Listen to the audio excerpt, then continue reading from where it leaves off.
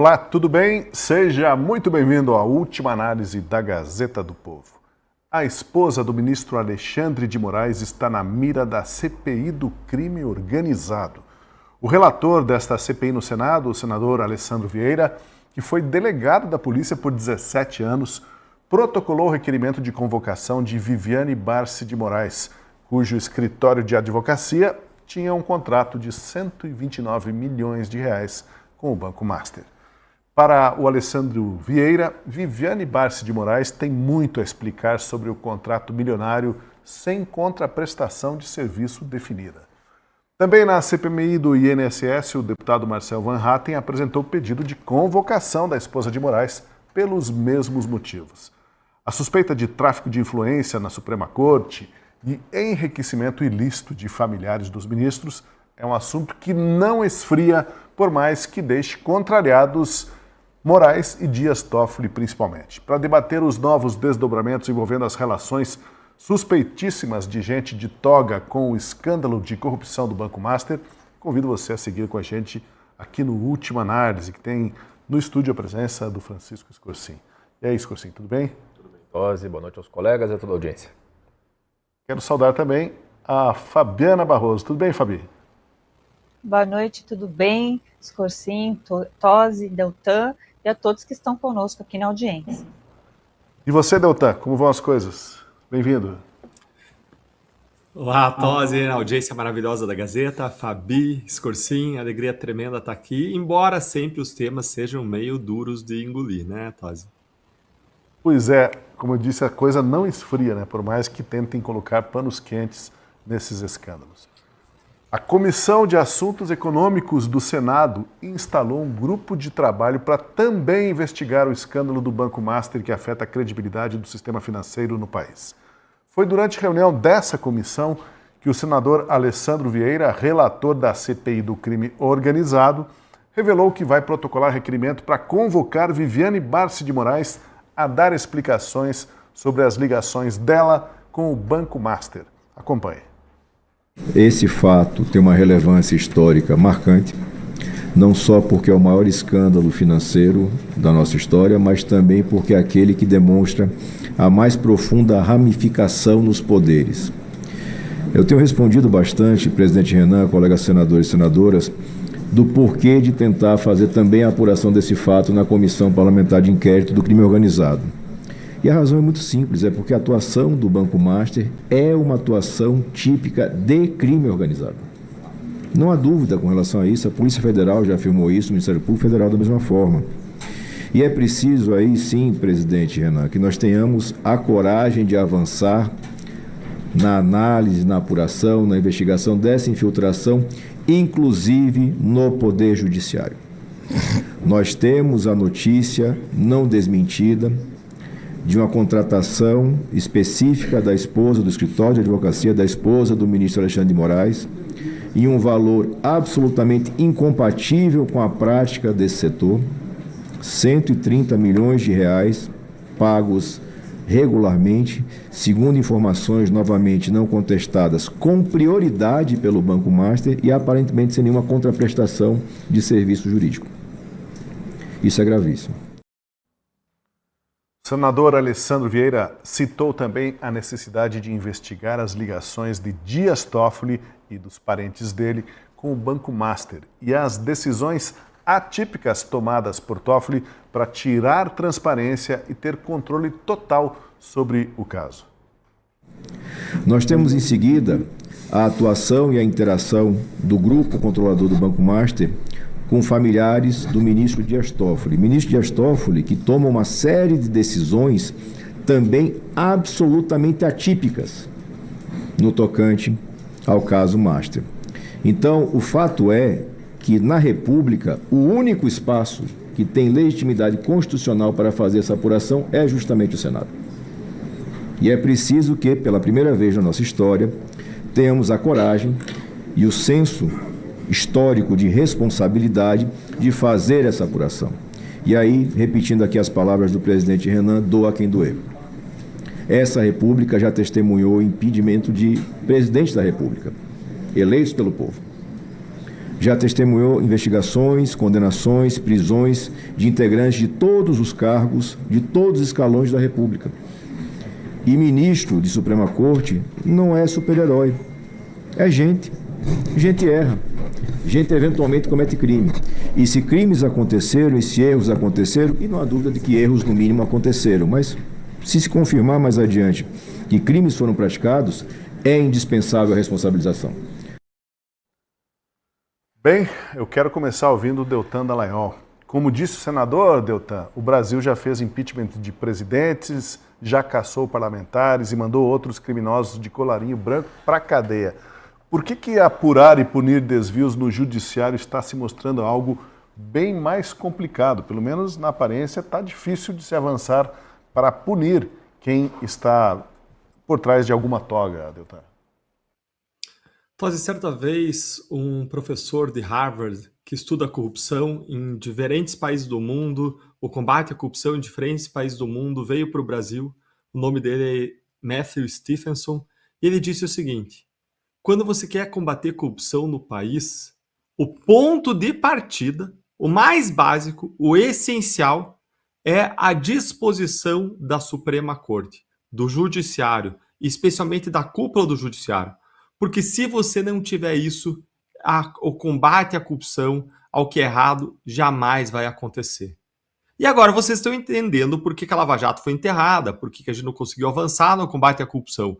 Porque a gente tem uma cúpula do Judiciário toda enrolada em tramas suspeitíssimas para ser muito benevolente aqui da presunção de inocência para os ministros.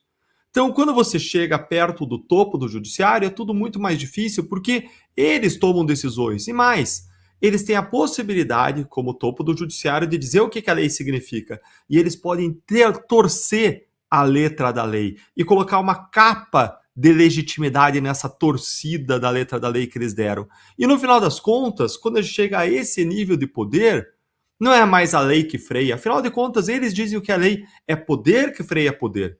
Então, enquanto a gente não tiver um presidente da República e um Senado Federal em especial, em particular o Senado dentro do Congresso, dispostos a barrar o abuso do poder com o exercício do seu próprio poder, a gente não vai conseguir avançar. E pela primeira vez nós estamos tendo uma mudança nessa história toda. E nós estamos vendo a esposa de Alexandre de Moraes encurralada pelo Congresso Nacional. Depois do relator da CPI do crime organizado, o senador Alessandro Vieira, pedir a quebra dos sigilos bancário, fiscal, telemático, telefônico da esposa do ministro Alexandre de Moraes e das suas empresas, além da convocação obrigatória dela para prestar depoimento na CPI, agora foi a vez de outro deputado ir para cima dos escândalos mal explicados da família Moraes. O deputado Marcel Van Hatten, do Partido Novo, também vai pedir a convocação da Viviane para depor, mas em outra CPI.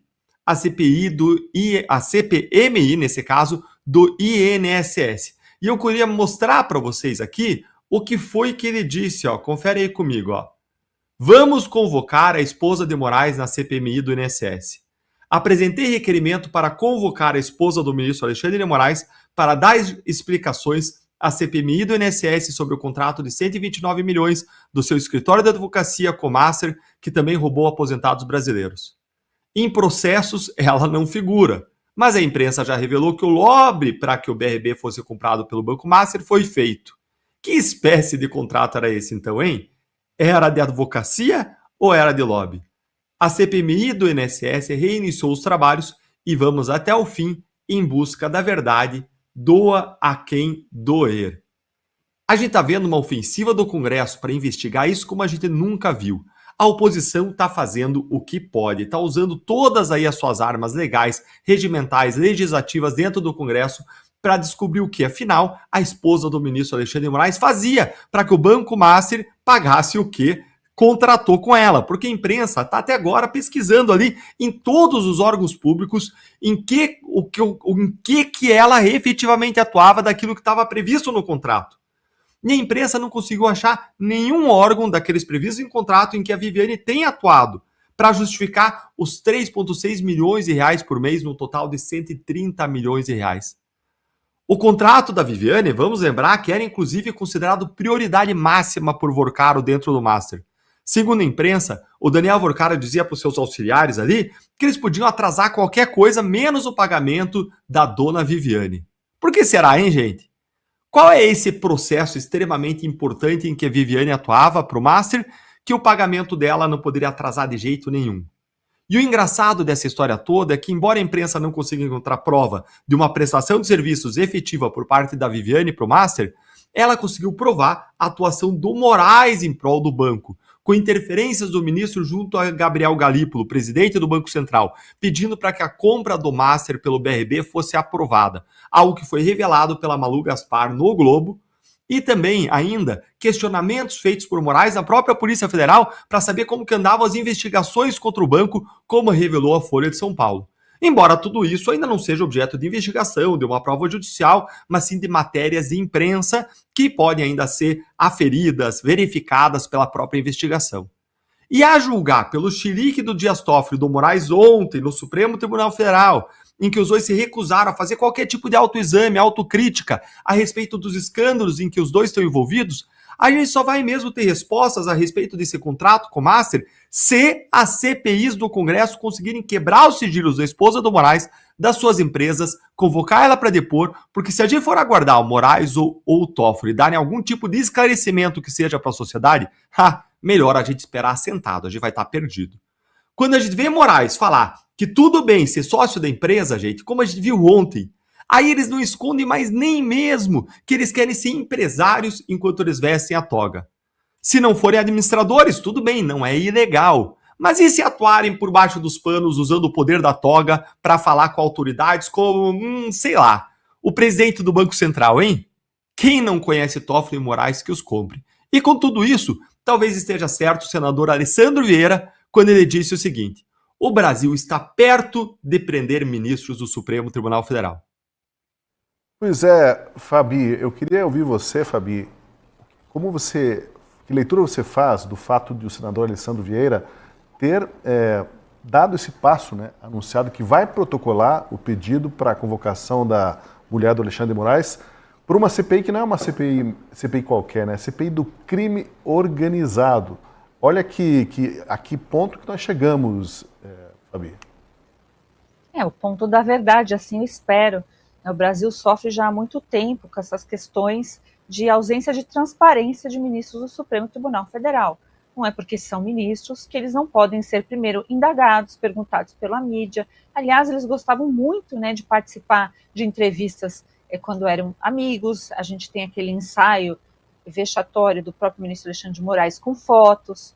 Então agora chegou a hora da verdade. Então o senador que já foi, para a gente entender que não é um senador aliado, né, da suposta direita que nas falas de Moraes persegue o Supremo Tribunal Federal. Não, Alessandro Vieira é um delegado, já foi delegado, mas ele foi, por exemplo, o relator do PL 2630, né, que a gente chamava PL da censura.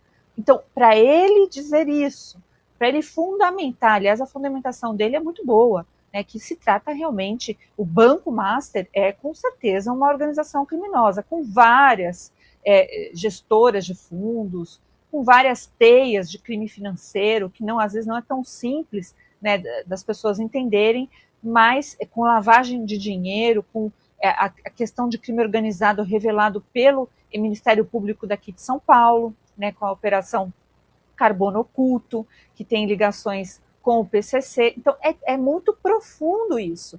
E você tem, então, até como o Deltan acabou de falar, a necessidade de Vorcaro sempre honrar esse contrato, que daria 6 milhões, né, de reais, não, melhor, 3 milhões de reais líquido para a Viviane Barsi, sendo que tem coincidências demais nesse caso que tem que ser explicada. Por exemplo, a sede em Brasília, né, a sede em Brasília foi feita lá por setembro. A casa comprada por dinheiro vivo, assim como noticiou a imprensa, em Brasília também, isso não é para poucos, né, na faixa de 16 milhões de reais. E assim, o ministro ele pode dar o chilique que ele quiser, usar inclusive as votações do Supremo Tribunal Federal para fazer desabafos, junto com o coleguinha ali, o ministro Toffoli. Aliás, fica aqui também a minha sugestão, tanto para o Marcel quanto para o senador Alessandro Vieira, convocar os irmãos do Toffoli, né? Eles apareceram em em negociações passadas com a REAG. Tem que explicar também, tem que pedir quebra de sigilo. E até pergunto se, ironicamente, se a mulher do Alexandre de Moraes vai ter foro privilegiado. Mas voltando aqui no meu raciocínio, a questão toda, que ele deu chilique ontem no Supremo Tribunal Federal, mas ele só tratou de assunto satélite. Ele não enfrentou a questão que todo brasileiro de bem quer saber. Como é que foi feito esse contrato? Isso é um contrato comum, né? Embora o valor não deixa de ser espantoso, mas se não há nada de ilícito, se foi contratado, sei lá, a gente tem que pensar em várias possibilidades. Mas na cabeça de todo brasileiro que entende um pouquinho, né, de ética, de moralidade, de legalidade, fica a maior pergunta: é tráfico de influência? Não, ao invés de ele responder, ele vai para o embate, ele vai para assunto satélite, ele provoca, ele finge que ele é inatingível. E aí até o senador, ele diz que o ministro, né, ele não é super-herói. E aqui eu lembro as falas do próprio Fachin também, que disse, a gente destacou num programa aqui do Última Análise, que ministro não é sobre-humano. Mas é assim que eles se comportam. A fala do Toffoli ontem foi igualmente repulsiva, né? Também abordando o assunto satélite. Todo mundo quer saber a relação dos irmãos do Toffoli com essa REAG. É só explicar qual que é a dificuldade disso, né? Então, não adianta falar que a mídia, que estão perseguindo eles, que a coisa é pessoalíssima. Eles que tornaram a coisa pessoalíssima. Eles que, de fato, perseguiram pessoas, usaram o lawfare, a instituição, para calar vozes. Isso a gente vem denunciando há 7 anos. Então, se a mídia tradicional ela acordou agora, seja bem-vinda, mas elas têm que trabalhar em triplo, em dobro, para poder se juntar a nós aqui, que já falamos de situações palpáveis que são claras arbitrariedades. Então, esse Supremo que dá chilique, eu até entendo que o Toffoli deu ali uma cutucada no Gilmar Mendes, falando de fazendas, né, que tem juízes fazendeiros, eu particularmente não conheço de verdade. Mas ele diz ser comum, né, e saiu por assuntos satélites, também a questão do código de ética, é assunto satélite. O Brasil precisa ser moralizado novamente. E a gente precisa ver o que o Alessandro Vieira falou. Prisão de ministro por crime comum, se assim eles fizeram. É crime comum, além do impeachment.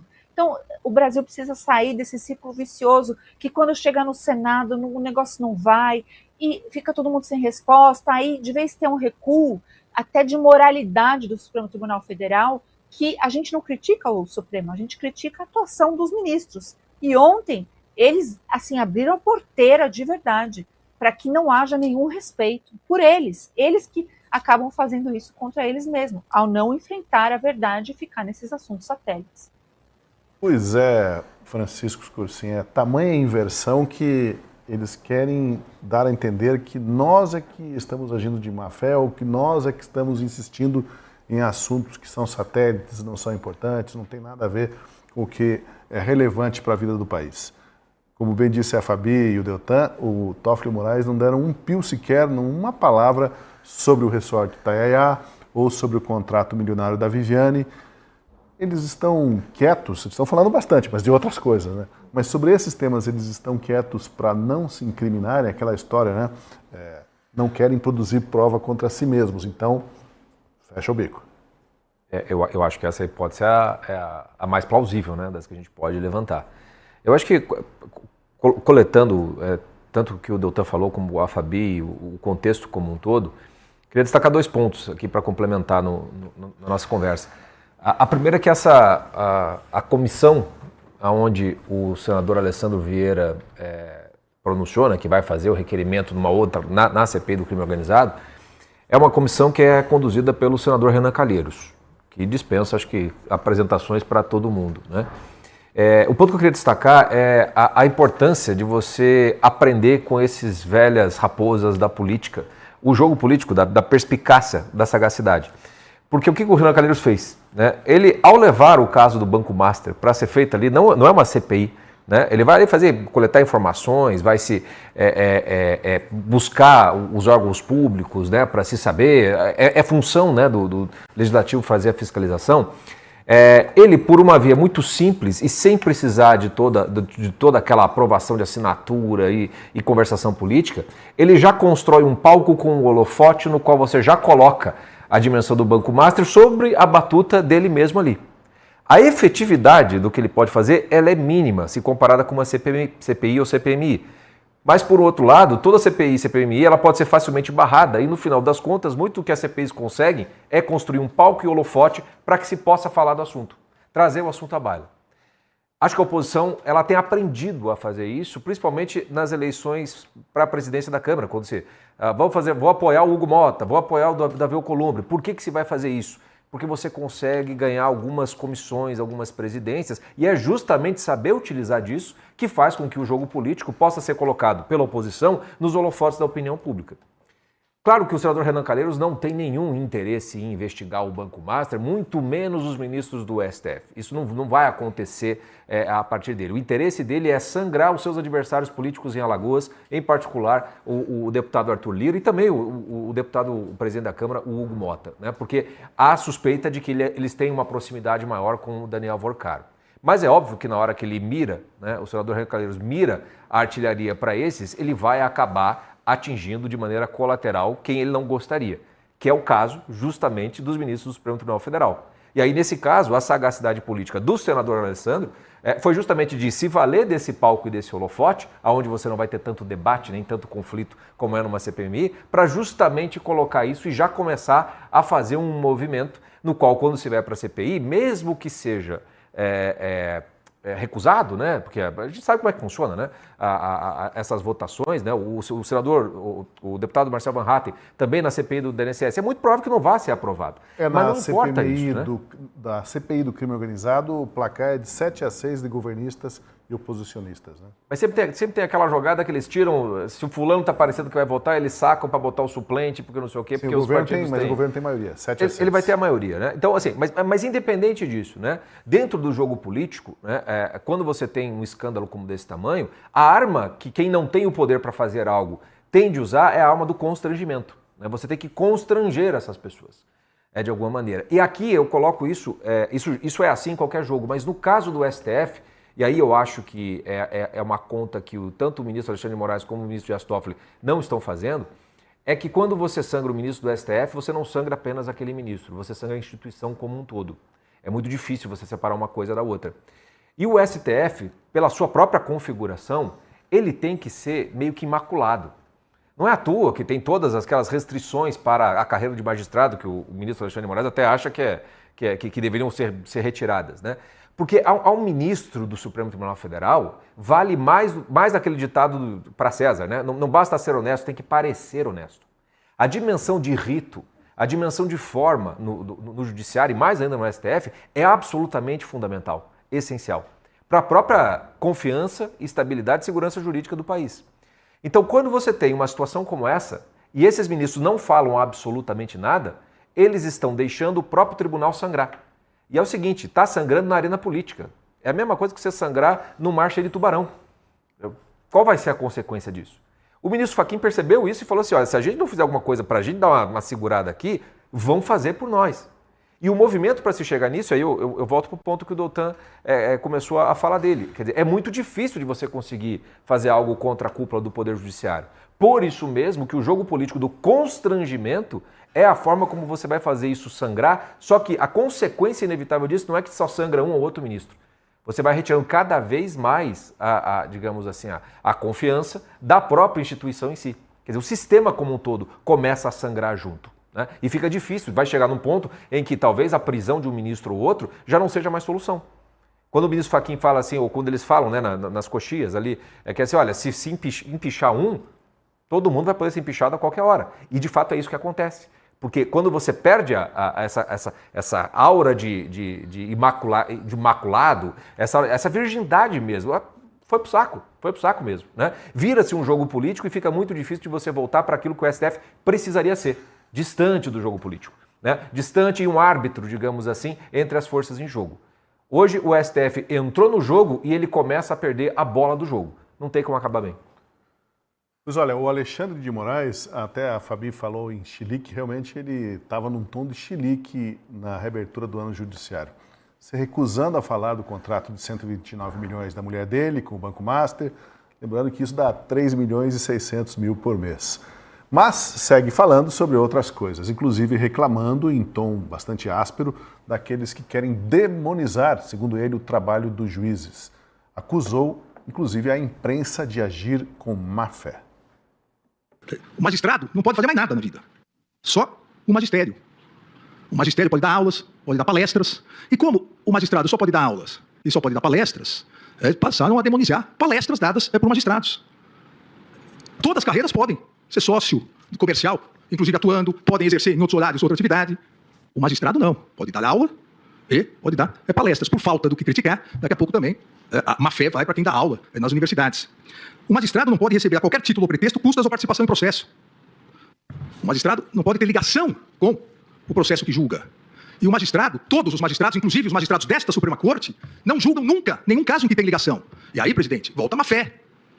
Porque aqui não se pode dizer nem que é má interpretação, a má-fé de muitas pessoas que querem prejudicar o Poder Judiciário e o Supremo Tribunal Federal, dizendo, e não se dão nem ao trabalho, que seja pelo menos uma má-fé honesta, se é que isso existe, de tentar disfarçar a ementa do julgamento, dizendo que esse tribunal autorizou os magistrados a julgarem casos onde seus parentes são advogados. Essa mentira absurda vem sendo repetida por ignorância, por má-fé, por outros interesses econômicos escusos de prejudicar esse tribunal, dizendo que o tribunal, por 7-4, declarou inconstitucional uma norma e, a partir disso, se autorizou que um determinado ministro possa julgar um caso que a sua mulher ingressou, que o seu filho ingressou. Mas a má-fé é evidente. A regra de impedimento é clara. O magistrado, desde a primeira instância, desde lá o juiz de Aguaí, até o Supremo Tribunal Federal, ele está impedido de julgar qualquer caso que tenha qualquer das partes ou advogados, seus parentes. Mas, de forma absolutamente, eu diria, indigna, parte dos agressores do Supremo Tribunal Federal e com apoio lamentável de parte da mídia, vem repetindo essa mentira. Vários de nós aqui, presidente, nós acionamos já a nossa assessoria de imprensa para reiteradas vezes para esclarecer isso. E a imprensa continua. Então fica aqui, com base no artigo 95, inciso, parágrafo único, inciso 2º, e regulamentado pelo Código de Processo Civil, as regras de suspeição e impedimento, fica aqui o esclarecimento, para que cessem essas notícias fraudulentas repetidas. Um magistrado, seja juiz, juíza de primeira instância, seja um ministro do Supremo Tribunal Federal, uma ministra do Supremo Tribunal Federal, não pode, está impedido de julgar qualquer causa que tenha como parte seus familiares ou como advogado dos seus familiares. Vamos tentar entender que história é essa de suposta má-fé da imprensa. Em 2023, há pouco tempo, o STF declarou inconstitucional as regras do Código do Processo Civil para impedimento de juízes de participar de julgamentos de empresas ou partes que tivessem contratos com os parentes deles, ainda que o parente não estivesse escalado para atuar no caso específico em julgamento. Aí eu queria, Deltan, entender contigo onde que está o truque aí que fez mudar muita coisa de lá para cá, de 2023 para cá, e por que o Moraes insiste em dizer que é má fé da imprensa, mas na verdade tem um truque aí que pode explicar o que de fato ocorre, não, Deltan? Sim, Tosi, olha, má fé da imprensa, má fé da imprensa. Má fé é você acusar a imprensa de dizer o que ela não diz. O que aconteceu? O Supremo Tribunal Federal, ele permitiu que os ministros participem de julgamentos dos escritórios das esposas, quando a esposa não for advogada. Participe de julgamento dos escritórios dos filhos, quando os filhos não estiverem advogando naquele caso. Mas espera aí, isso basta? Isso é suficiente? Vamos lembrar que o próprio ministro Dias Toffoli, ele julgou o caso da JF, em relação ao qual a sua esposa é advogada, não naquele caso específico, mas em outros casos.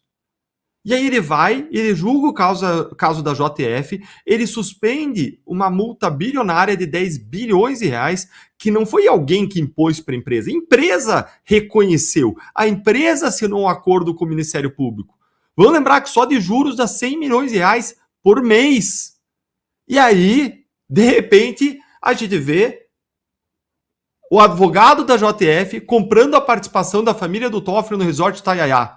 Aí, criticar isso é má fé da imprensa. Sem autocrítica, não é? Os ministros estão em operações suspeitíssimas, ainda mais quando existem indícios de que o Toffoli é o próprio dono daquele empreendimento. Então não está tudo errado. O problema está nos olhos de quem vê, está no policial que acha o cadáver e não o problema é de quem matou a pessoa. O problema não é o homicida, o problema é o policial achar o cadáver. Esse é o problema? Eu não consigo entender. Mais ainda, pode até ser que o parente do ministro não advogue naquele caso, mas o que a gente vê em Brasília acontecendo e se repetindo é que os escritórios, eles não são contratados pela boa técnica. Os escritórios, eles são contratados pela influência que eles têm, pela capacidade de abrir as portas de gabinetes e de despachar pessoalmente, alguns até de comparecerem de bermuda no Supremo Tribunal Federal. E aquela foto do Cacai de bermuda, para ele nunca foi uma vergonha. Pelo contrário, para ele é um trunfo. É uma prova de poder, de acesso, de influência. Aquela foto aumenta os honorários dele, porque quem é que comparece de bermuda ao Supremo? Qualquer pessoa que chegar de bermuda ao Supremo vai ser barrado na portaria. Ah, mas ele não. Ele tem acesso, ele tem influência. Os ministros, quando o presidente Lula ganha a eleição, vão comemorar na casa dele, junto com o Lula. É uma rede de pessoas, é uma rede de influência, todo junto e misturado. E isso vale dinheiro, esse acesso, essa influência. E agora os ministros estão tendo a oportunidade empresarial, veja só, por que criticar que eles sejam empresários? Uma oportunidade, assim, empreendedora, de compartilhar e de dividir, de fazer parte desse bolo de dinheiro dado pela influência, dado pelo acesso. Quando o que diz a Constituição é que todos devem ter igual oportunidade, devem ser tratados com igualdade, que a administração pública e os ministros devem atuar com impessoalidade, ou seja, não devem ter preferência em relação a pessoas ou a empresas. Mas o que a gente está vendo é tudo diferente disso. E aí o problema, é claro, é a imprensa que critica. Quanto uma fé da imprensa, hein? Eu quero chamar a atenção para um trecho ali da fala do Moraes, no final da manifestação dele, em que ele disse que é para cessarem essas notícias fraudulentas sobre conflito de interesse de magistrados com causas defendidas por parentes. Foi quase uma ordem, Fabi. Tem que cessar essas notícias. Acabou a lua de mel de Moraes com a grande mídia, aquele que fazia carinho, elogios em quem agradava, agora já está distribuindo ameaças, né? Tem que cessar notícias, né? Tem que parar de publicar isso. Foi o recado que ele deu com todas as letras. Foi aquele ai, ai, ai, né?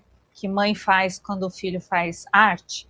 Então, realmente, ele se sente neste lugar, né? Neste lugar que ele pode dar bronca na mídia. Gente, são direitos básicos. Por exemplo, a manifestação, a liberdade de imprensa. A gente vem falando disso há tanto tempo, mas agora ele ameaça frontalmente. Isso não é... em outra decisão dele, também que ele deu, ele ameaçou frontalmente a imprensa, né? E ele não consegue separar coisas básicas, que o que está sendo levantado não é contra a instituição, é contra o que ele está fazendo, o que o Toffoli está fazendo, o que o Gilmar já fez. São coisas que eles podem responder normalmente. E aqui até anotei, né? Má fé honesta. É como se fosse, então, inteligência burra, porque é o que a gente vê o tempo inteiro. Ele não sabe o que ele fala, ele produz mentiras. São mentiras essas falas dele. Porque, por exemplo, ele fala nunca nenhum ministro julgou nada que tivesse interesse. Aqui ele está falando de parentes porque ele quer sair por uma válvula que ele mesmo criou de escape. Mas, gente, ele julgou onde ele era vítima, ele falava em primeira pessoa. A gente tem aqui o processo Tagliaferro, que não deixa mentir. Assim, então, ele é frontalmente impedido. Ele deveria, né, se dar para um amiguinho ali, porque eles são bem amigos, mas nem isso ele confia. E ele tem a capacidade de dizer que isso nunca aconteceu recentemente. O que é isso? Ele está insultando a inteligência das pessoas, está insultando os brasileiros que pagam o salário dele. Aliás, é isso que eles estão incomodados, porque para eles, R$46 mil, né, mais os penduricalhos que tem como salário aí, por ser ministros do Supremo e toda essa pompa que existe, não está sendo suficiente, porque eles convivem, o círculo de amizade deles é com Vorcaro, é com outros, são pessoas que têm muito dinheiro, então eles se sentem pobres. É assim que eles estão transmitindo para nós, que realmente a casta deles é outra, que existe castas no Brasil, e que eles participam desse esquema de poder que está lá em cima, onde realmente não precisa explicar um contrato de 129 milhões, que não precisa explicar a condição aí do Resort Taiaá.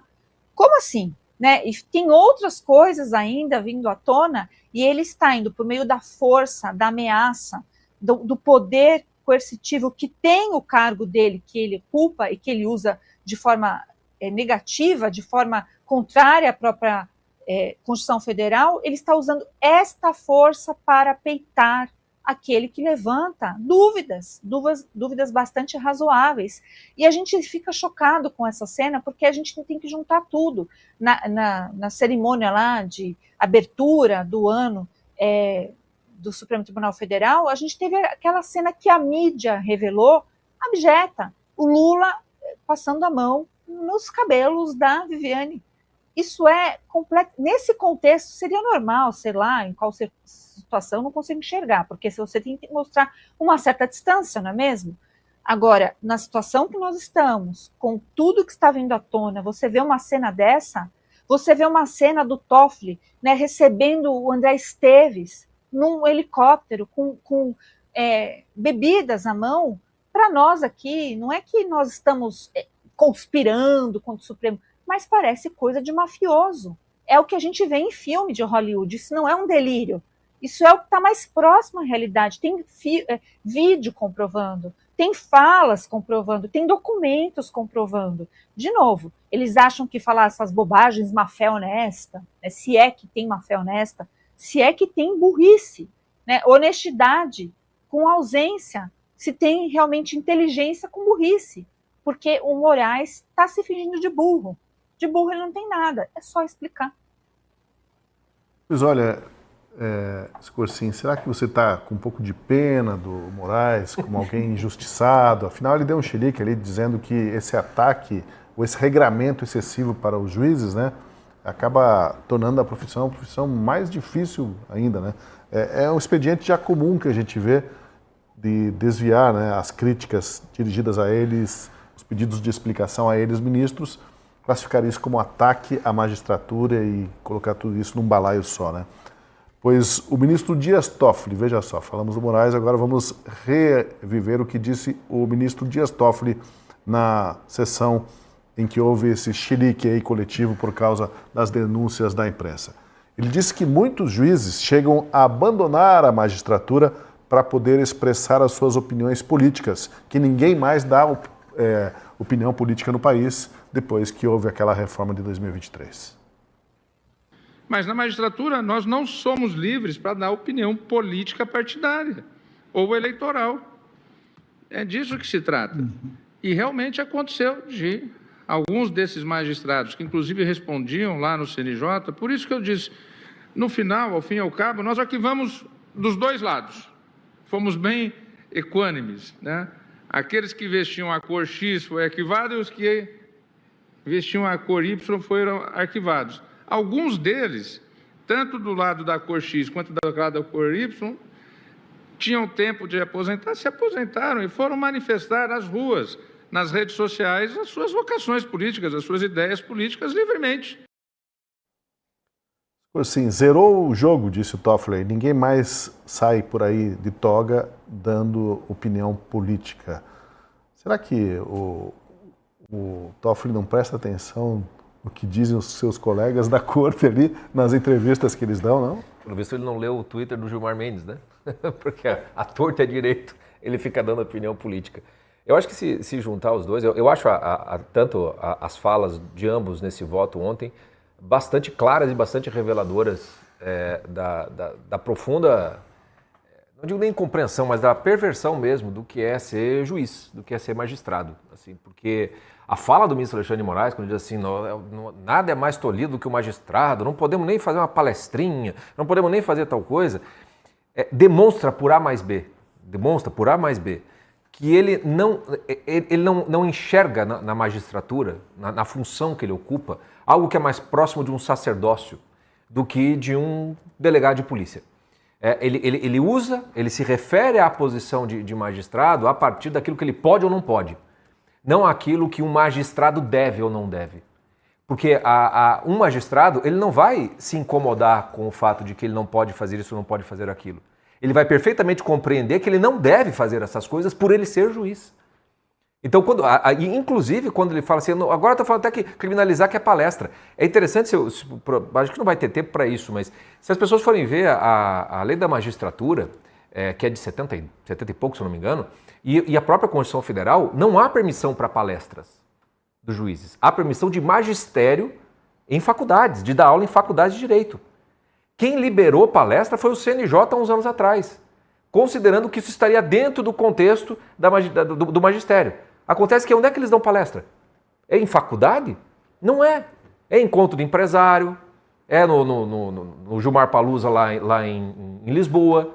Não tem nada a ver com o magistério, essas palestras que eles dão. Mas daí eles carimbam como aula magna, como se aquilo fosse uma aula, um exercício de magistério. Sempre para os empresários que, puxa, que coincidência, tem processos que estão correndo no Supremo Tribunal Federal.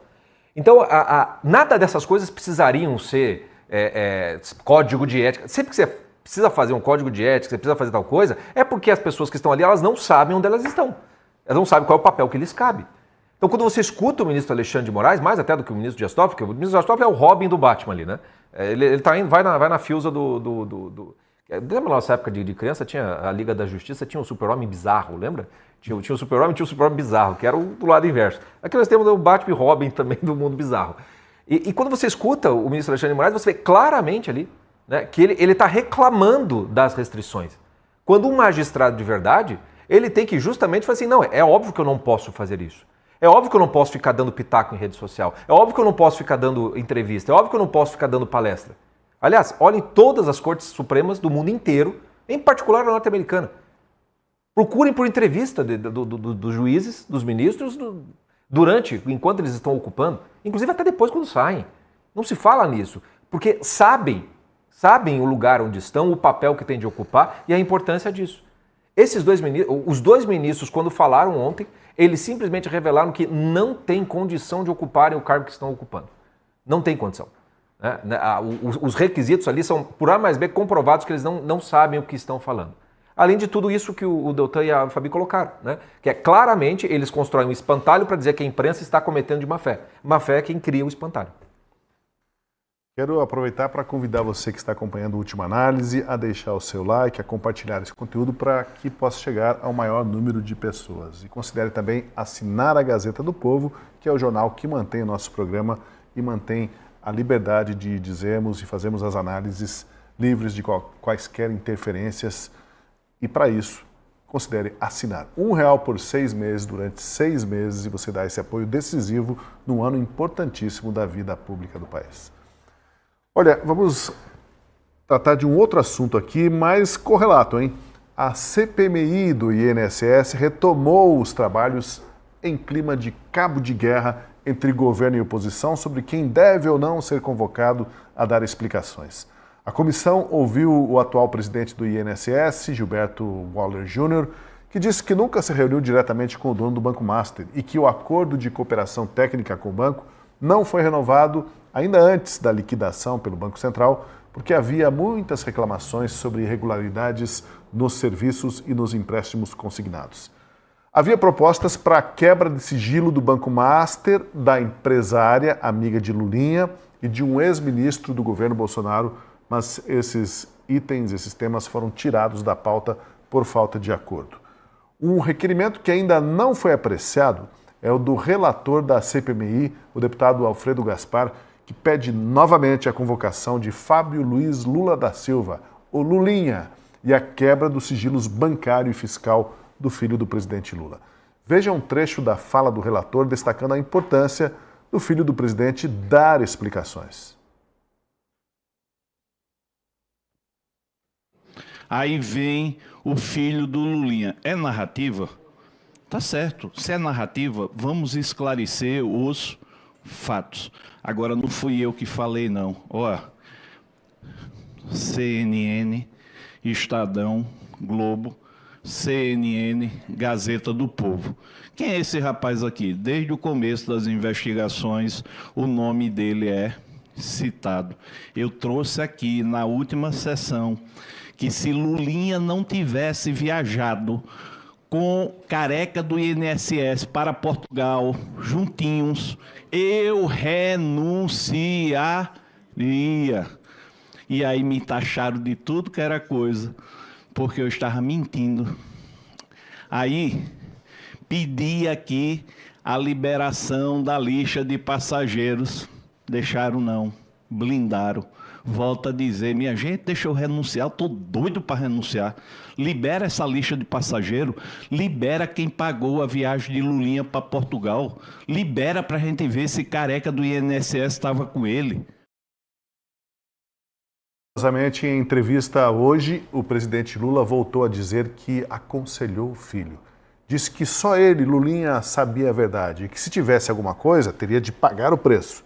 Mas se não tivesse nada, se não devesse nada, que se defenda então o filho. Foi Lula dizendo isso. Mas o Lulinha, ao que tudo indica, não está seguindo o conselho do pai e preferiu se esconder a ter que se defender na CPMI. Deltan Dallagnol, você ouviu aí a fala do Alfredo Gaspar, né? E boa parte da CPMI hoje ele dedicou a fazer uma revisão de como estava a situação de muitos investigados antes aí do recesso e agora, muitos já bastante implicados, muitos bastante enrolados dentro das investigações da Polícia Federal, quando muitos lá atrás, alguns diziam que não tem nada disso, ninguém tem culpa nesse cartório. Ele fez uma lista das pessoas envolvidas e que estão agora já sob o encalço da Polícia Federal, Deltan. Sim. Vamos lembrar que Alfredo Gaspar, ele foi Procurador-Geral de Justiça em Alagoas e ele saiu da carreira do Ministério Público para servir a sociedade no Congresso Nacional e ele carrega uma longa experiência de investigador. Por isso, escolher ele como relator da CPMI do INSS foi uma jogada de mestre da direita e é claro que contou com aquela negligência da esquerda no dia da votação que acabou perdendo tanto a presidência quanto a relatoria. E ali na CPMI, a aprovação de convocações, quebras de sigilo, elas se dão por votação, por maioria. E o governo tem uma força grande, embora não tenha conseguido a relatoria e a presidência. Mas o governo tem uma força grande, especialmente quando as pautas, as decisões, os pedidos são mais sensíveis, como nesse caso que envolve o filho do presidente Lula, a convocação dele. Agora, ao mesmo tempo, vejam como o Alfredo Gaspar ele está rompendo com a tradição e ele está sendo muito sábio, muito inteligente na forma de conduzir as coisas. Ele providenciou ali logo um PowerPoint para ele poder expor a verdade, porque podem querer calá-lo, mas a verdade vai estar ali exposta. E ele está aproveitando a CPI, toda a visibilidade que ela tem, para expor aquilo que existe, para mostrar que existe fundamento para as convocações, para as quebras de sigilo, e para colocar a culpa e a responsabilidade de uma decisão negativa nas costas de quem se opuser a isso. Então ele está usando a força da imprensa, a força da mídia social, a pressão das pessoas, para conseguir fazer essa investigação andar. E essa investigação tem muito a revelar ainda, tanto em termos de funcionamento do governo Lula. Vamos lembrar que foram presos, afastados, o executivo, o cargo executivo, o secretário executivo, que cuidava ali do INSS, o presidente do INSS, no próprio Ministério da Previdência, já teve gente presa e tudo caminha na direção vertical para cima. Vamos lembrar ainda que em vários outros escândalos, o que se descobriu é que indicações políticas eram propositalmente focadas em arrecadação de propinas, em arrecadação de subornos, em rodar esquemas criminosos, em articular ilegalidades para arrecadar.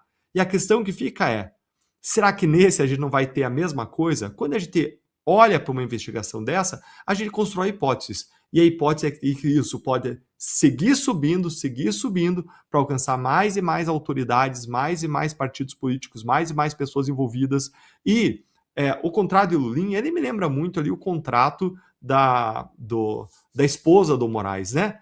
Diz que é tudo lícito, tudo regular, tudo correto, mas não parece se justificar um pagamento de 25 milhões de reais, mesadas, um mensalão de 300 mil reais por mês, e ainda que não é pago diretamente para Lulinha. com todo um cuidado com o filho do cara, para não revelar quem é, por meio daquela empresária, Roberta Luxinger, que deve sim ser alvo de investigação.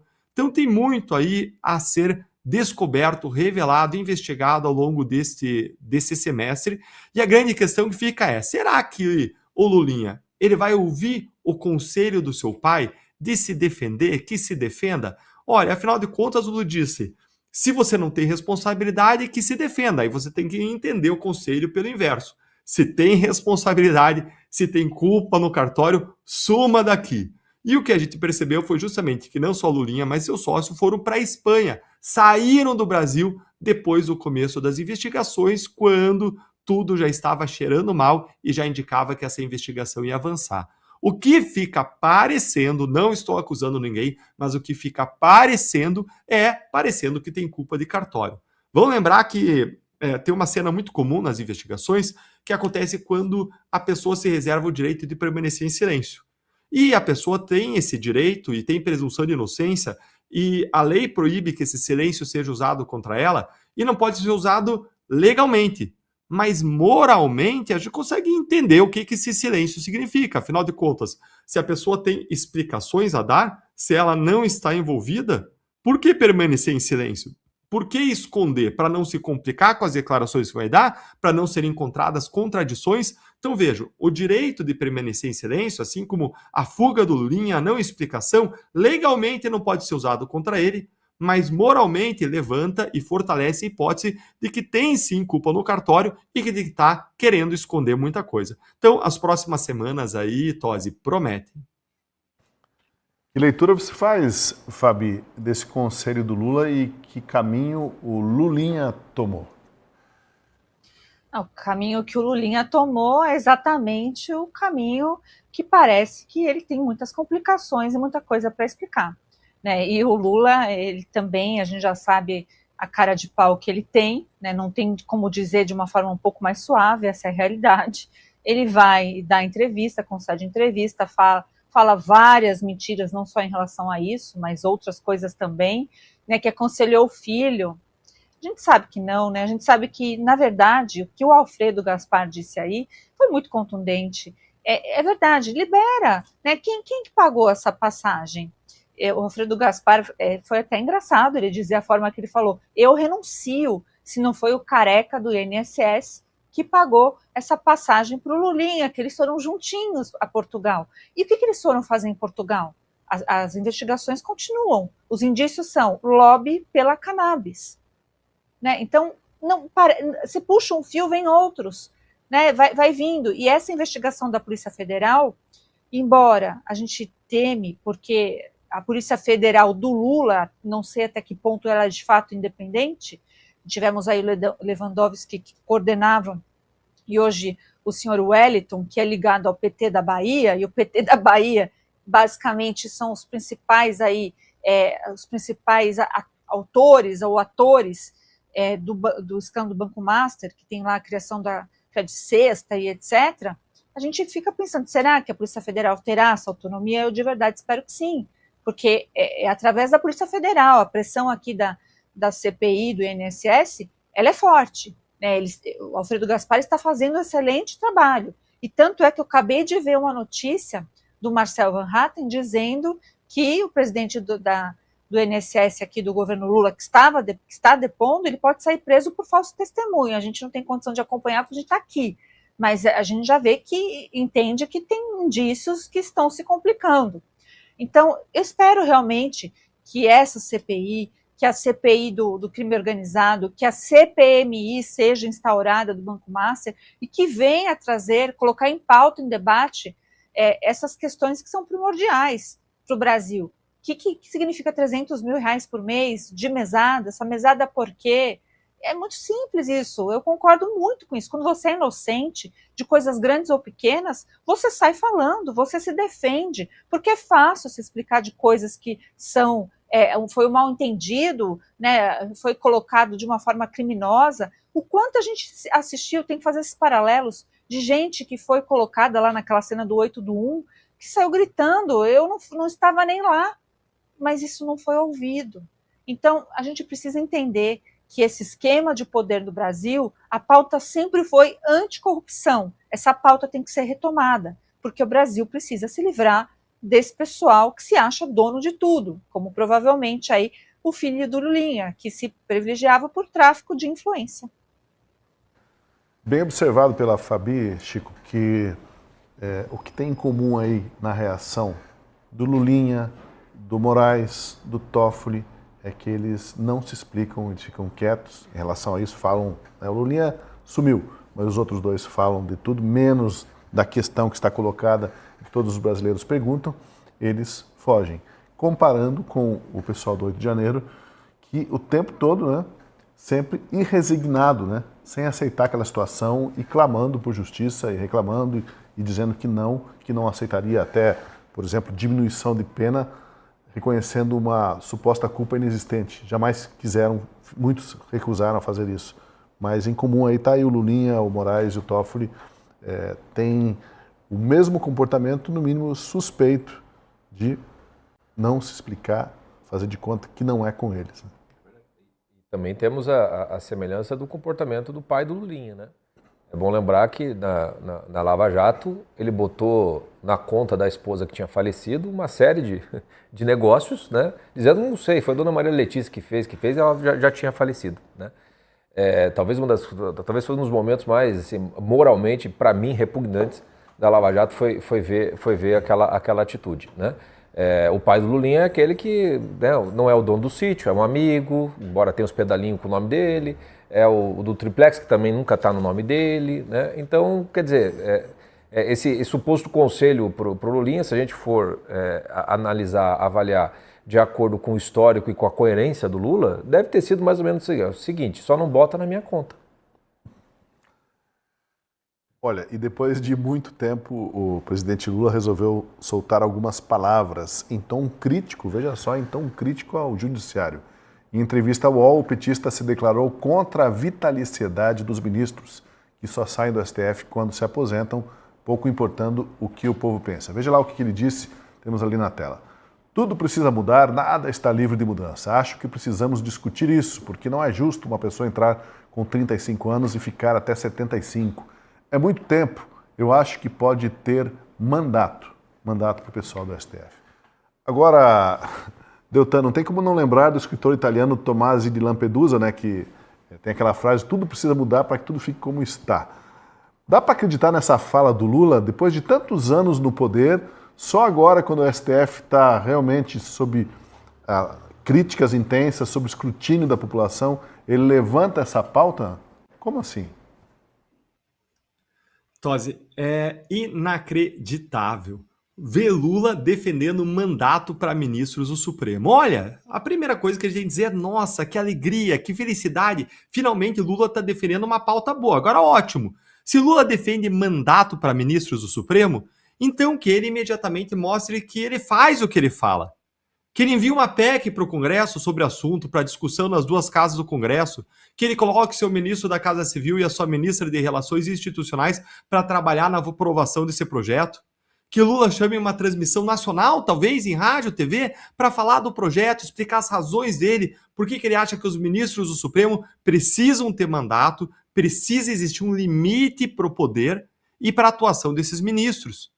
Que Lula escreva, de repente, um artigo para a grande imprensa defendendo essa PEC, como ele fez ao publicar artigos atacando o próprio Trump, lá no The New York Times dos Estados Unidos e também na Folha de São Paulo. Que ele coloque toda a sua militância ali, lulista, petista, de esquerda, para pedir que essa PEC aí seja aprovada nas redes sociais. Que ele determine que o Sidônio crie uma campanha de marketing do governo por essa ideia, para avançar essa ideia. Que ele ordene a todos os robôs, apaniguados, aquela imprensa marrom, os blogs sujos do PT, que falem desse assunto, não falem de outro assunto enquanto isso aqui não der certo. Mas ele não vai fazer nada disso, né? Porque, mais uma vez, é a Lula falando da boca para fora, é para inglês ver. Lula é o maior aliado do STF e vice-versa. Lula precisa do STF para governar. Ele não consegue no Congresso, ele recorre ao Supremo. O STF precisa de Lula para se proteger de tanta coisa errada que fez, abusos de poder, arbitrariedades e negócios suspeitos, negócios nebulosos feitos pelos ministros para ser, mais uma vez, caridoso com eles. Lula esteve no STF, aliás, essa semana, para a cerimônia de abertura dos trabalhos do Supremo. E até discursou defendendo o STF, algo totalmente atípico. Ele falou mentira atrás de mentira do lado do maior caçador de fake news do Brasil. Olha a ironia! Lula ali do lado de Alexandre de Moraes, espalhando fake news. E Alexandre de Moraes ouviu não só calado, mas feliz e nada fez, é claro. A verdade é que em Brasília, em meio a esses poderosos, a hipocrisia reina solta. Eles podem tudo. Eles podem fake news, se for do bem, da democracia. Eles podem abuso, se for do agrado dos grandes e poderosos. Eles podem tudo e os seus adversários não podem nada. Aos amigos, né, os favores, e aos inimigos, todo o rigor da lei. Essa é a verdade que a gente vê por lá. E olha, o presidente Lula também criticou o excesso de demandas que chegam no Supremo, que hoje decide desde demarcação de terras indígenas até brigas de condomínio. De novo, nós vamos destacar aqui um trecho da fala dele. Às vezes eu acho que tem muita coisa banal que chega na Suprema Corte. Qualquer deputado que perde um voto lá no Congresso Nacional corre para a Corte. Tudo neste país está pronto para ser discutido e mudado. Foi difícil terminar a frase ali sem rir, né? Incrível que ele tenha falado isso. Afinal, quem mais corre para o STF depois de perder no voto, Fabi, é o líder do partido dele, o Lindenberg Farias, e os aliados do PSOL. O Lula, será que ele está com algum problema cognitivo devido à idade, ao estresse? Porque não é possível, essa fala dele aí ainda é mais incrível do que a anterior, não, Fabi? Ele deve ter sido orientado, né? Só que aquela coisa que não é verdadeira, fica fake, a gente olha e fala, meu Deus do céu, realmente dá a sensação de Biden, né? Biden vibes, porque não é possível. Tem que anotar aqui porque não é pertinente ao Lula, né? Qualquer coisa banal chega ao Supremo. Eu fico me perguntando, é verdade, né? Os próprios recursos do Lula, que ficou sendo jogado ali, o Deltan sabe muito bem disso, até dar o número que ele precisava, né, de soltura, o número ali do dado. E a gente sabe que o partido político que mais faz isso realmente são os partidos de esquerda, que banalizam o Supremo Tribunal Federal, que por sua vez não nega, não diz, olha, isso aqui é matéria para o Supremo, para o Legislativo legislar. Ontem nós tivemos a declaração do Gilmar Mendes fazendo uma força-tarefa. Força-tarefa não é ele que tem que fazer, né, em relação à inteligência artificial. Força-tarefa é o Poder Legislativo, que tem que pôr esse embate com a sociedade. Então, assim, queria ver, como disse o Deltan na pauta anterior, se ele colocaria isso para valer também. Se ele vai chegar para os ministros do Supremo e vai falar contundentemente que precisa parar de ser um tribunal penal, por exemplo. O Supremo não tem capacidade de ser um tribunal penal, ele tem que ser um tribunal constitucional, mas eu acho que o Lula não sabe muito bem a diferença disso, só acho, né? Eu acho que isso falta realmente, mas ele não faz, ele já está colocando para frente a pauta do 6x1, né, da escala 6x1, que o Lindenberg, como você mencionou, Tosi, ele vai entrar, vai lá colocar e vai tentar passar a pauta, e se não passar, a gente já sabe o resultado, vão judicializar, porque é o tapetão, né? Então, quem banalizou o Supremo, além dos próprios ministros, que eu realmente acho que esse ponto de retorno do que o Supremo deveria ser, né, essa corte que você, como advogado, você, quando subia um recurso ali, você falava, meu Deus, consegui subir um recurso. Não é mais assim, isso não vai mais voltar. E o Lula está sendo um caroneiro. Ele está pegando esses assuntos que ele sabe que o Supremo está extremamente impopular pelas suas próprias ações dos seus ministros, ele está querendo ali, né, falar, ano eleitoral, deixa eu dar uma criticadinha neles também. Mas tem teto de vidro. Basta ali o Moraes lembrar e falar, opa, peraí, né, o Gilmar Mendes lembrar e falar, peraí, acho que tem um savorzinho ainda, não fica assim tão assanhado. Então, tudo isso é um jogo, uma cortina de fumaça. Novamente, assuntos satélites, porque a gente sabe que o enfrentamento ao Supremo Tribunal Federal, para manter a institucionalidade do Supremo funcionando, a legalidade funcionando, jamais irá do Lula e jamais irá do PT. Pelo contrário. Pois é, assim, o Lula levantar esse debate agora, será que revela algum interesse, eu já falei nisso antes, de ele não se queimar ainda mais com os amigos enrolados do Supremo, né? Porque adianta, né, querer apresentar um certo distanciamento nessa altura dos fatos? Será que cola isso para a população? De repente o Lula fazendo críticas ao judiciário e falando até em limitação de mandato no Supremo, que há muito tempo, uma vida toda, sendo que ele nomeou um garotão, dias atrás, que foi o Cristiano Zanin. Né? Sim. Eu acho que são duas coisas que eu acho que vale a pena a gente destacar. A primeira é que na campanha de 2022, ele falou, não sobre os mandatos, é uma novidade, mas sobre o fato de que não pode ser ir para o Supremo o tempo todo e tudo mais. Chega em época de campanha, ele parece um homem muito centrado, muito bom senso. Né? É um posicionamento tipicamente eleitoral, porque em 4 anos ele absolutamente não fez nada com relação a essa situação da possibilidade, nem do seu próprio líder do partido ele não conteve. Então, quer dizer, obviamente não dá para acreditar em nada disso. Mas algo interessante sobre esse posicionamento eleitoral, e aí eu acho que a gente vai começar a ver isso com mais frequência, algo que está muito cristalizado, que é uma rejeição muito alta do Lula, e também muito cristalizado quais são os temas mais importantes para a eleição, segurança pública e corrupção. 2 pautas que o PT simplesmente não tem condição de enfrentar à direita. Primeiro porque, historicamente, eles têm um discurso na segurança pública que não é de combate ao crime, né? Tanto é que na própria operação que foi do Rio de Janeiro, o Lula fez uma crítica, muito mais às mortes que aconteceram do que ao sucesso da operação em si, apesar das mortes. E no campo da corrupção é o partido mais simbolicamente marcado pelo selo da corrupção, e tudo que está sendo envolvido agora está caindo no colo deles também. O que eu acho, então, que pode acontecer, e eu acho que vai acontecer, é um reposicionamento eleitoral em termos de discurso, no qual o Lula não vai comprar aquilo que vai prejudicar mais ainda a sua imagem. Vai vir discurso de mais combatividade ao crime, vai querer tentar comprar essa pauta da direita, e vai vir algo que não é exatamente contra a corrupção, mas é com aquele que está sangrando num tanque de tubarões. Então o STF ele vai se agenir. Ele vai se agenir. E o Lula vai tacar pedra também na agenir. Mas é tudo da boca para fora. Agora tem uma outra coisa que eu acho que é de cunho pessoal aí. Especificamente dessa do mandato. Eu não sei, eu estou só especulando, mas para mim não tem ninguém que Lula tenha mais, que eu vou falar até mais do que o próprio Deltan e o Moro, para querer se vingar, que é o ministro Dias Toffoli. A decisão do ministro Dias Toffoli de não permitir que o Lula fosse no enterro do neto, né, se eu não me engano, aquilo magoou tão profundamente o Lula, a traição foi tão profunda, a lâmina foi tão longa, que vocês vejam que ele fala mal de algum ministro, o Lula? Quase nunca. Mas o que ele falou há pouco que deixou vazar sobre o ministro Dias Toffoli? Ele tem que sair da Suprema Corte. O Toffoli não dá mais. Quando ele fala dessa coisa de mandato, eu acho que é um negócio que é mais ou menos assim, vamos botar esse negócio porque eu quero ver o Toffoli sair. O Lula é um sujeito vingativo. Ele quer ver de quem ele vinga, ele quer ver sofrer.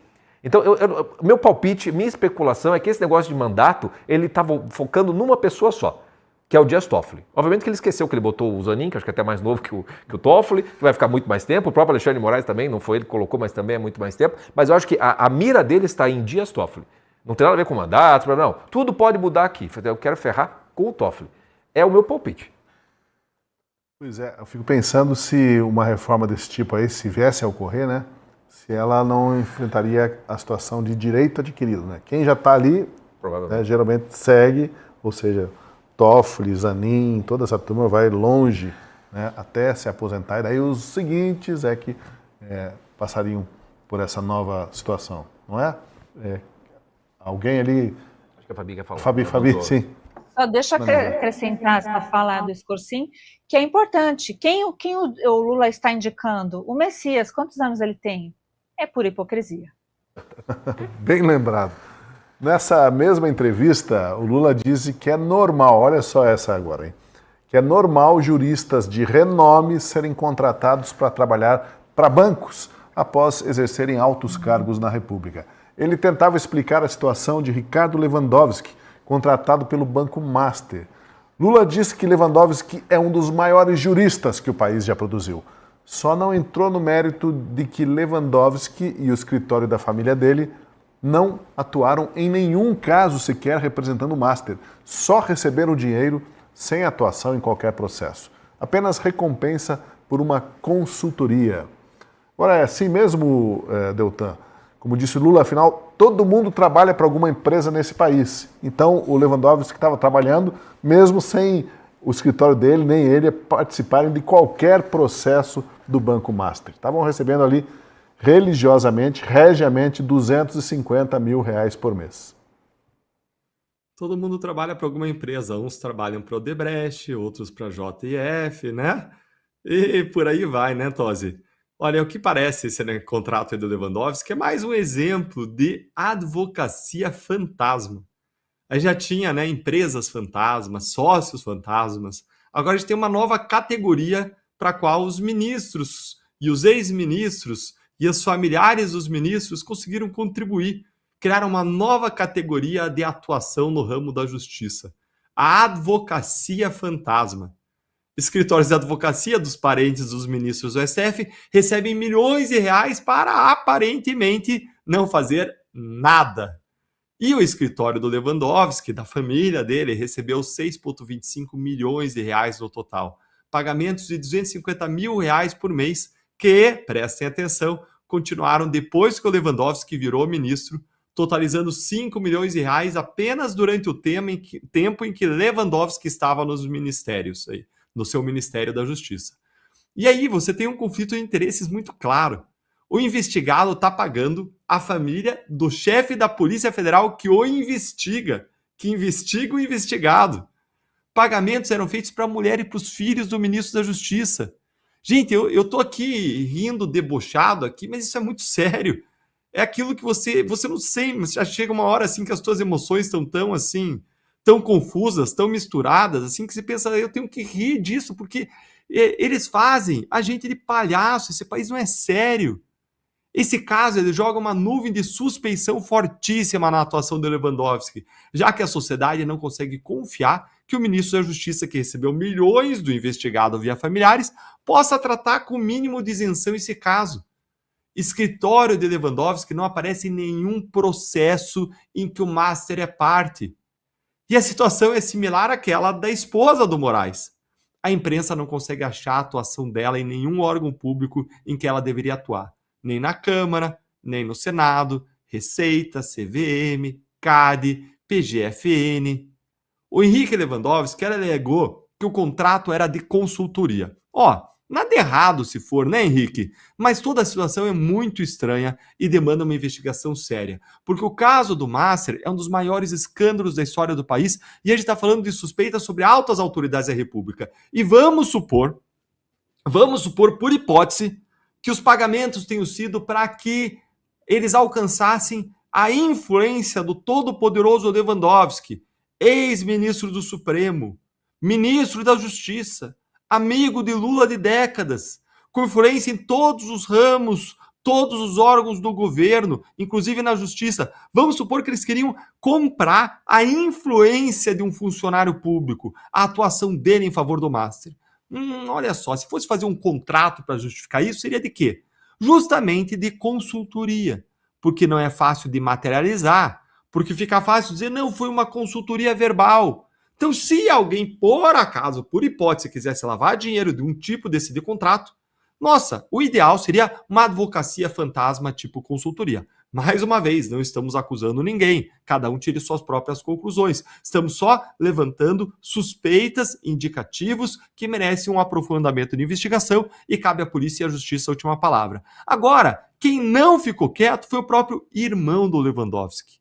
Nem o irmão do Lewandowski aguentou essa. O Luciano Lewandowski, veja o que ele escreveu no LinkedIn falando do caso Master. Dê uma olhadinha aqui comigo que essa eu vou ter que compartilhar com você. Olha aí, deixa eu puxar aqui. Olha o que disse. Eu vou ler aqui para vocês. No Brasil não existe nem justiça. Na justiça, a jurisprudência foi rasgada e cada um decide de maneira que quer. Não existem mais prazos a serem cumpridos. Para os mortais, as decisões duram décadas e para os amigos do rei, horas. Não existe conflito de interesses.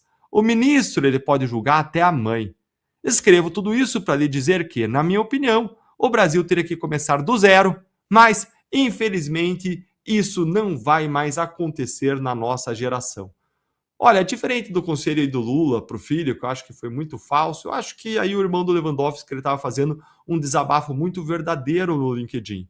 Não, claro, falando do caso do irmão dele, mas que se aplica para o irmão, para os coleguinhas do irmão, para os amiguinhos do irmão. Então, minha recomendação aqui para o ministro Lewandowski é: ouça o seu irmão. Se ouvisse, o país estaria muito melhor. Parabéns ao irmão por ter feito essa manifestação aí corajosa, sincera, e que acaba aí mostrando e revelando, até colocando em maus olhos, até as condutas do próprio irmão. Se fosse alguém, aliás, de direita que tivesse escrito isso nas redes sociais, já tinha entrado nos inquéritos de Alexandre de Moraes. Sim, a gente tem que lembrar que agora todos os holofotes, a grande mídia está cobrando dos ministros, está cobrando explicações desse escândalo, que é tudo muito escancarado, como disse o Deltan. É difícil não reagir rindo de nervoso e de incredulidade também. Mas a Gazeta do Povo, há meses, há anos, vem falando sobre esses abusos, denunciando, defendendo a instauração de uma CPI, né, para apurar a responsabilidade dos abusos no Poder Judiciário. Tanta CPI que a gente até confunde os nomes da CPI, mas essa seria uma CPI fundamental, se não a curto prazo, mas seja nas próximas eleições, após as próximas eleições, uma CPI para colocar as coisas em seu devido lugar diante dos abusos que foram feitos, e não foram poucos, desde talvez do inquérito das fake news, da instauração desse inquérito que praticamente inaugurou a juristocracia no país mais abertamente. Não, com toda certeza, né? Essa semana o jornal fez 107 anos e algo que tem que ser muito destacado, né? O dono do jornal, né, faz um vídeo, e não é um vídeo protocolar para, né, para dar parabéns para si mesmo, né? Ou para os assinantes e para os leitores, mas muito pelo contrário, né? Um chamado histórico, chamando a atenção para uma situação absolutamente periclitante no Brasil como um todo, né? E que medidas precisam ser tomadas.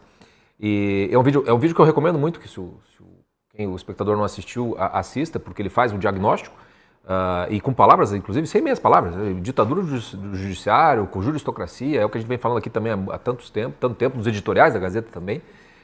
Mas ele aponta caminhos, ele aponta medidas concretas, e justamente o caminho principal seria essa CPI do abuso do Poder Judiciário, né?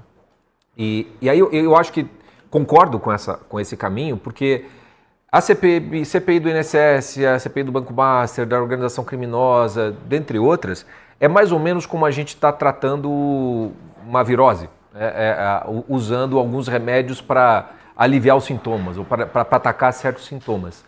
E me parece que focar nos abusos do judiciário é literalmente você ir ao centro do problema, porque uma série de escândalos não aconteceriam se essa dimensão, quando chega, né, no topo da pirâmide do judiciário, as coisas não fossem ou abafadas ou revertidas, né? E a suspeita é que há até participação em alguns casos.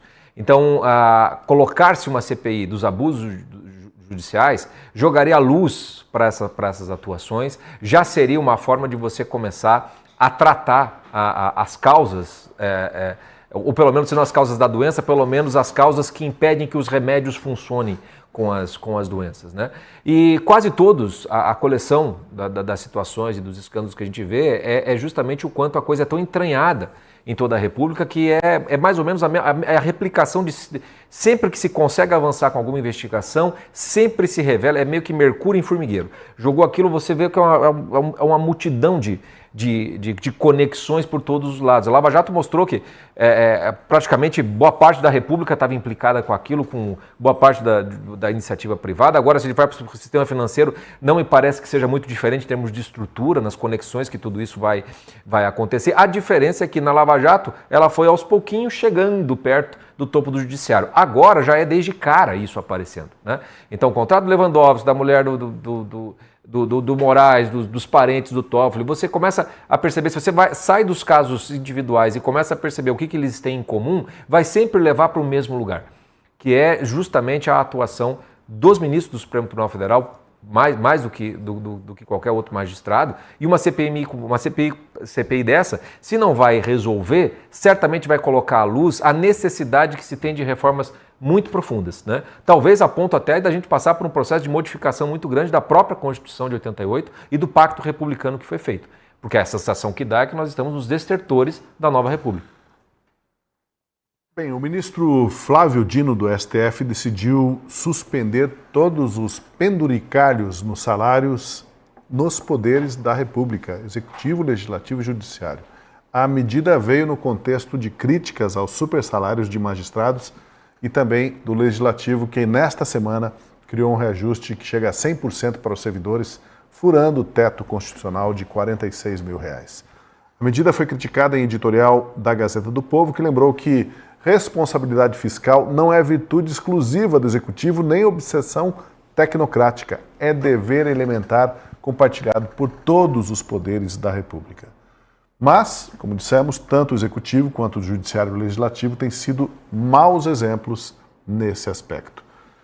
Pois então, um dever elementar amplamente desobedecido. Na decisão, Dino deu 2 ordens. Em 60 dias, todos os órgãos de todos os níveis da federação têm que revisar as verbas pagas e suspender as que não tenham amparo em base legal.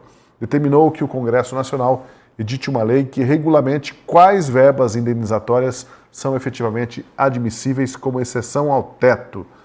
E aí eu queria saber, Deltan, essa medida do Flávio Dino será efetiva? Pode ser um primeiro passo para combater os tais penduricalhos? Ou esses 60 dias correm o risco de virar 60 anos ou mais? Tosi, meu comentário tem 2 partes, tá? A primeira é elogiosa e a segunda é crítica. Vamos começar pela primeira, elogiosa. Essa decisão ela é muito boa. Ela coloca ordem na casa. Ela determina que nesse prazo que você assinalou bem, Tosi, em 60 dias aconteça uma relação, cada chefe de órgão, cada ordenador de despesas vai ter que relacionar todas as verbas indenizatórias que vai pagar daí em diante e indicar a base legal e suspender aquelas que não têm uma base legal. E aí, quando eu vi a notícia da decisão, eu pensei, aposto que ele deixou de fora Judiciário e Ministério Público. Mas, para minha grata surpresa, feliz surpresa, eu estava errado. Eu fui lá e ele determinou que, no caso Judiciário e Ministério Público, isso seja feito pelo CNJ e pelo Conselho Nacional do Ministério Público, que igualmente vão relacionar os casos em que esses pagamentos são devidos. E eu queria compartilhar aqui a decisão para trazer até alguns pontos aqui que me chamaram a atenção, tá? Dá uma olhadinha aqui, ó, comigo, ó, essa aqui é a decisão do Dino, tá? Dá uma olhadinha comigo aqui no ponto 3. Olha só, essa decisão foi emitida num processo que o Dino já tinha dito, o STF não vai se manifestar nesse caso. Eles tinham negado seguimento a essa reclamação. Olha aqui o começo dessa fala do Dino aqui, tá curtinha, tá pequenininha aí porque é um PDF, mas eu vou ler para vocês, tá? Diz o seguinte, ó, registro que, em 11 de dezembro de 2025, eu proferi uma decisão negando o seguimento à presente reclamação. E aí veio um pedido de reconsideração e ele reconsidera. Mas eu não acho que ele reconsiderou por conta do que estava acontecendo no processo. Eu acho que ele reconsiderou por conta dessa aprovação no Congresso Nacional desses penduricários para os servidores. Essa decisão do Congresso que você mencionou, Tosi. E aí, olha só que curioso aqui, ó, Tosi. Você vem para a página 15 aqui da decisão, ó. E aí, o ministro Dino diz o seguinte: assim nasceu e se consolidou o termo penduricalhos, abrangendo parcelas bastante diversas. Presta atenção no item 1. Licença compensatória de 1 dia para cada 3 dias normais de trabalho.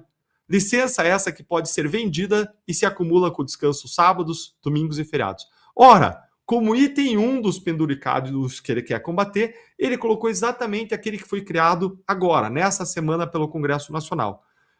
Parece que a mensagem aqui que ele está dando é, olha, eu estou tomando essa decisão, na verdade, pelo que aconteceu no Congresso. Aliás, essa decisão, ela veio num processo que não tratava disso aqui, que tratava de uma situação muito específica de procuradores de um determinado município. E aí ele vem e fala, olha, não faz sentido eu dar essa decisão nesse caso e ficarem pipocando vários outros casos, reclamações, quando a gente já tem um precedente vinculante aqui do Supremo, quando a gente já tem tese, súmula vinculante, quando a gente já tem aqui um estabelecimento muito claro de que não pode ter verba extrateto. Só que virou casa da mãe Joana. teve uma emenda à Constituição ano passado que disse que vão poder ser pagas verbas indenizatórias em termos de uma lei complementar que o Congresso deve editar, que ele deve vir a elaborar, só que essa lei complementar não foi feita, e enquanto isso virou a casa da mãe Joana. Cada órgão passou a pagar as verbas indenizatórias que bem entendessem.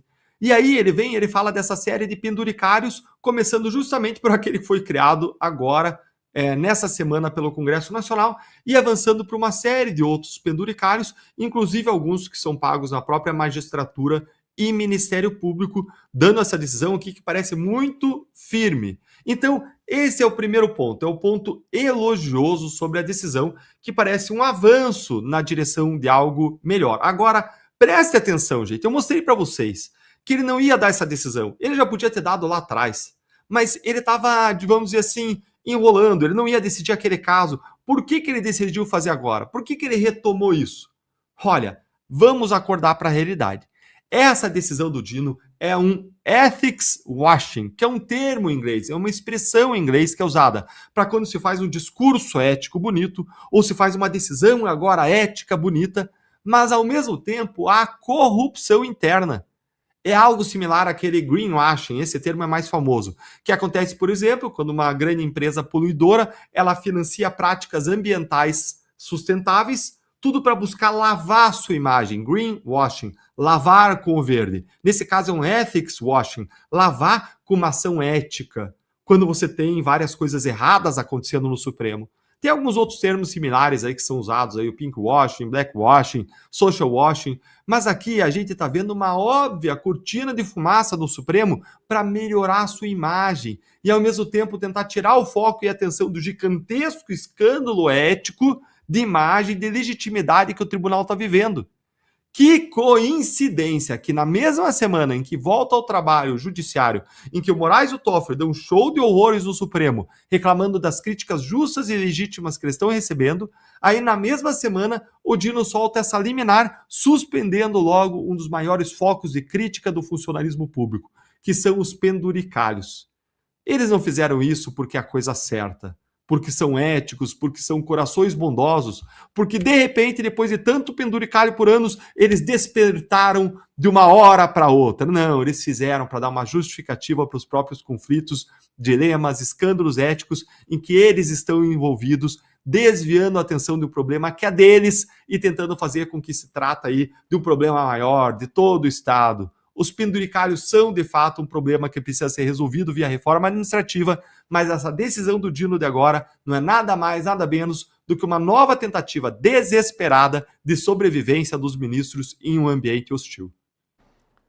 Fabi, para encerrar, não seria surpresa se daqui a pouco o presidente Lula começasse também a levantar essa bandeira, né, de moralidade, de combate aos supersalários, justamente em ano eleitoral, porque ele sabe, ele vai se abraçar com qualquer pauta que aparente ser positiva, né? Mas o eleitor já está cansado também, eu acredito, de ver os políticos sempre exercendo o seu mandato quase na totalidade sem fazer nada, e daí, no ano eleitoral, saem distribuindo bondades, saem pregando moralidades, ética, abraçando bandeiras que não fizeram nada até agora por essas bandeiras. Vamos lembrar aqui na eleição passada, o próprio Lula era a favor, não era mais a favor do aborto, ele já não era mais amigo de ditador, né? Uma maravilha. E quando ele começou a governar, uma das primeiras coisas que ele fez foi receber o Maduro. Eu espero que, de fato, as pessoas tenham acordado, né? E, de fato, ainda essa decisão vai ser passada no plenário, né, Deltan? Então, essa decisão pode ser uma tentativa. Vamos acompanhar os ministros do Supremo também, o que eles pensam a respeito, né, do funcionalismo, desses penduricalhos. Vai ser interessante acompanhar. E sim, o Lula ele vai se agarrar em todas as pautas, as declarações dele de hoje, deve ter feito um media training para justamente dizer, né, procurar lá essa coisa que o pessoal que não é orgânico, procurar quais temas queria agradar, né, sem muito provocar. E ele falou uma série de coisas, ele vai se agarrar nesses temas, ele vai se tornar uma pessoa muito mais para o centro, né, para o centrão, e muito mais moderada, né, espero que o pessoal lembre principalmente deste governo Lula, além da pauta econômica, do que ele fez com a nossa diplomacia, gente. E isso ele não está fazendo questão de esconder. Hoje mesmo ele recebeu um lenço lá que é da Palestina, mas também é considerado aí, né, de grupos terroristas. Então, vamos prestar atenção nesse ponto, porque hoje recebeu Rússia, não falou de Ucrânia, essas coisas todas. Eu espero que o brasileiro não se esqueça. Vamos ficar de olhos bem abertos. Muito obrigado, Dallagnol, pela participação, pelo debate. Obrigado, Fabi, Francisco Scorsin, foi um prazer tê-lo aqui também. E especialmente nossa gratidão aos nossos espectadores e o convite para curtir, compartilhar esse conteúdo para que chegue ao número maior de pessoas e considere assinar a Gazeta do Povo para apoiar o nosso jornalismo, porque são os assinantes que permitem que nós possamos produzir programas como este do Última Análise. A promoção está ali, R$1 por mês durante 6 meses, num ano importantíssimo para a cobertura jornalística e para a vida do país. Muito obrigado pela sua companhia e até o nosso próximo encontro.